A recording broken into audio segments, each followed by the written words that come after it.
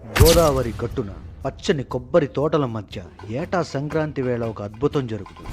అది కేవలం పండుగ కాదు, 400 ఏళ్ల నాటి చరిత్ర. ఒకే చోట 11 మంది రుద్రుల సమక్షం. రోడ్లు ఉన్నా సరే బురద పొలాలు దాటుకుంటూనే రావాలి. కాలువలు అడ్డం వచ్చినా సరే నీటిలోనే నడుస్తూ ఈ దేవుళ్ళు రావాలి. అదే కోనసీమ సాంప్రదాయం. అదే జగత్ ప్రసిద్ధ జగ్గన్న తోట ప్రబల తీర్థం. దీనిని ఆంధ్రప్రదేశ్ ప్రభుత్వం ఇప్పుడు రాష్ట్ర పండుగగా ఎందుకు ప్రకటించింది? ఈ 11 ప్రభల వెనుక ఉన్న రహస్యం ఏంటి? ఈ వీడియోలో లోతుగా చూద్దాం. మొదటగా మనందరిలో ఉండే సందేహం, అసలు ఈ తోటకి జగ్గన్న తోట అనే పేరు ఎలా వచ్చింది? 17వ శతాబ్దంలో ఈ ప్రాంతాన్ని పాలించిన జగన్నాథ రాజమహీపతి అనే జమీందారు ఉండేవారు. ఆయన పరమశివభక్తుడు. ఈ ప్రబల ఉత్సవం కోసం ఆయన తన సొంత 7 ఎకరాల పంట పొలాన్ని కేటాయించారు. ఆయన పేరు మీదుగా ఇది జగన్నాథ తోట కాలక్రమేణా జగ్గన్న తోటగా మారింది. విశేషం ఏమిటంటే ఇక్కడ ఏ దైవానికి గుడి ఉండదు. కేవలం పంటలు పండిన తర్వాత ఖాళీగా ఉండే కొబ్బరి తోట మాత్రమే ఉంటుంది. ప్రకృతిలోనే పరమాత్మను చూసే అరుదైన సంస్కృతి ఇది. ఇది కేవలం ఊరేగింపు కాదు. కనుమ రోజున శివుడి 11 రూపాలు, ఏకాదశ రుద్రులు లోక కళ్యాణం గురించి చర్చించుకోవడానికి ఇక్కడికి వస్తారనే భక్తుల నమ్మకం.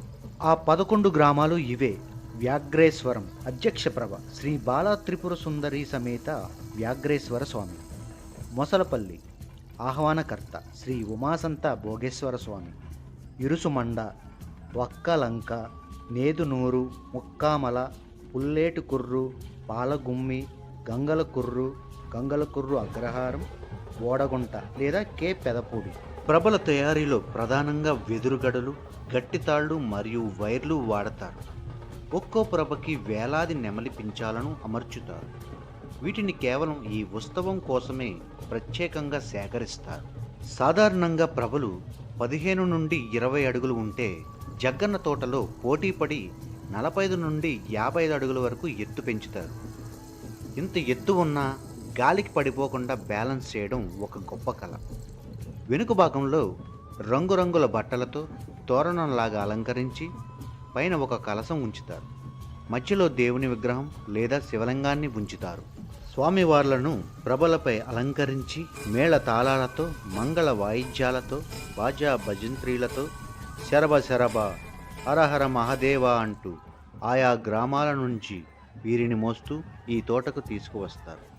ఈ తోట మోసలపల్లి గ్రామంలో ఉంది కనుక దీనికి ఆతిథ్యము మొసలపల్లికి చెందిన ఉమాసంత భోగేశ్వరుడు మిగతా గ్రామ రుద్రులకు ఆతిథ్యం ఇస్తారు.